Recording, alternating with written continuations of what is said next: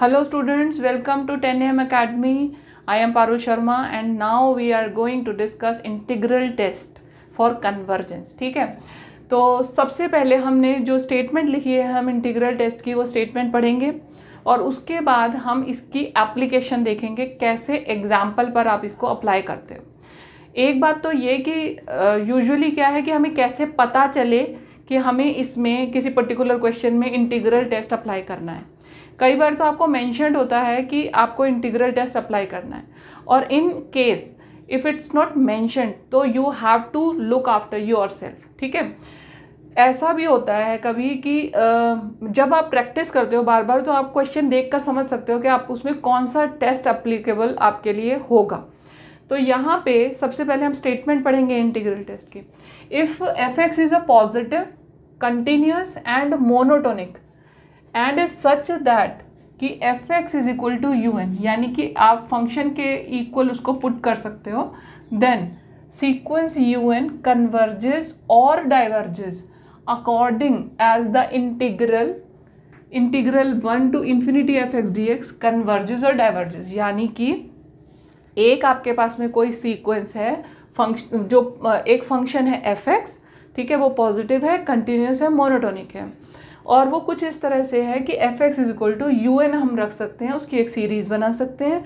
तो summation u N के जो है वो सीरीज़ जो है वो आपकी कन्वर्ज कब होगी, कब डाइवर्ज होगी, इस पर डिपेंड करता है कि जो उसका इंटीग्रल है वो कन्वर्ज हो रहा है या डाइवर्ज हो रहा है। ठीक है, और इसको हम दूसरे वर्ड्स में ये कह सकते हैं कि जो सीक्वेंस है यू एन कन्वर्जेस और diverges according as the value of integral. अगर इंटीग्रल की वैल्यू फाइनाइट आ रही है तो वो कन्वर्ज हो रहा है, फाइनाइट एंड यूनिक है तो वो कन्वर्ज हो रहा है, अगर इनफाइनाइट आ रही है तो इसका मतलब वो डाइवर्ज हो रहा है। ठीक है, दोनों बातों का एक ही मतलब है कि जो इंटीग्रल है इस पर डिपेंड करता है कि आपका जो सीक्वेंस है वो कन्वर्ज है या डाइवर्ज है। इंटीग्रल की वैल्यू अगर फाइनाइट है और यूनिक है तो आपका सीक्वेंस भी कन्वर्जेंट होगा, अगर इंटीग्रल की वैल्यू जो है वो इनफाइनाइट है तो सीक्वेंस जो है वो डाइवर्जेंट होगा। अब ये जो क्वेश्चन है हमारा, इस क्वेश्चन को हम करेंगे इंटीग्रल टेस्ट की मदद से हम इसे करेंगे सॉल्व। ठीक है, तो जो ये टर्म है, ये टर्म हमारी, हम इसे ले लेंगे एफ एक्स के बराबर। तो ले लिया हमने इसको एफ एक्स के बराबर। ठीक है, इसमें लिमिट, इसको इंटीग्रेट करेंगे f x D x integration 1 to infinity. Infinity तो अपर टर्म, अपर जो लिमिट है वो है ही, जो लोअर लिमिट है वो हमारी अकॉर्डिंग टू यू एन होगी। अगर उसकी जो लोअर लिमिट है 1 है तो 1, 2 है तो 2, 3 है तो 3, जो भी होगी।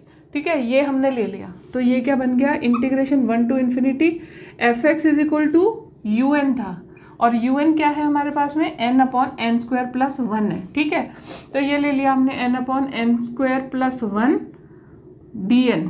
ठीक, ये ले लिया। अब इसे हम सॉल्व करेंगे इंटीग्रेशन की हेल्प से। इंटीग्रेशन के अकॉर्डिंग हम एन स्क्वायर प्लस 1 को हम क्या मान लेते हैं, टी मान लेंगे। Let n square plus 1 is equal to है टी। ठीक है, डिफ्रेंशिएट किया, 2n d n is equal to d t, यानी कि n d n is equal to d t by 2। ठीक है, ये हमने यहाँ पुट कर दिया, ये क्या बन गया, 1/2 बाहर आ गया, इंटीग्रेशन 1 टू इन्फिनिटी हो गया और डी टी अपॉन टी हो गया। अब इसका इंटीग्रेशन हटेगा तो वैल्यू क्या आएगी, वैल्यू आएगी 1/2 लॉग ऑफ टी। ठीक है, और लॉग टी इसमें हमने क्या लगाना है, 1 टू इन्फिनिटी लिमिट है हमारी। ठीक है, तो अब हम इसमें इन्फिनिटी में, इसमें हम लिमिट लगाएंगे और फिर हम वैल्यू निकालेंगे। ठीक है, टी की जगह क्या आ जाएगा, log of x square plus 1 और ये हो गया 1 टू इन्फिनिटी। ठीक है, ये हमने इसमें लिमिट लगा दी। अब इसको खोलेंगे हम तो हमारे पास में क्या वैल्यू आएगी, ये ऊपर और नीचे की वैल्यू है ना, 1 टू एम। अच्छा सॉरी, इन्होंने इन्फिनिटी नहीं, इन्होंने एम दिया हुआ था क्वेश्चन में, हमने एम लगाया यहाँ पे। ठीक है, तो अपर लिमिट हमारी क्या हो गई m और लोअर लिमिट हो गई 1। तो ये हमने यहाँ पे अप्लाई कर दिया, इसमें हमने वैल्यू लगाई, ये बन गया हमारा 1/2 log of m square plus 1। ठीक है, और ये क्या है, ये है अगर हम इसमें लिमिट भी तो लगाएंगे तो limit n tends to infinity है, m tends to infinity 1/2 log of m² + 1।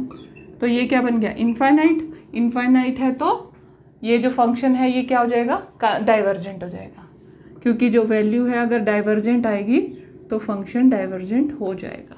ठीक है, ये तो हो गया आपका एक एग्जाम्पल। दूसरा एग्जाम्पल क्या दे रखा है आपके सामने, समेशन 1 to ∞ log n का होल स्क्वायर अपॉन n। अब इसको हम इंटीग्रल कर सकते हैं, इंटीग्रेशन से इसको निकाल सकते हैं। अगर हम इसको f(x) के बराबर माने, f(x) dx 1 to ∞ is equal to क्या बन जाएगा, 1 to ∞ log n का whole square upon n dn। ठीक है, अब ये जो log n अपॉन n का होल स्क्वायर है इसे सॉल्व करो।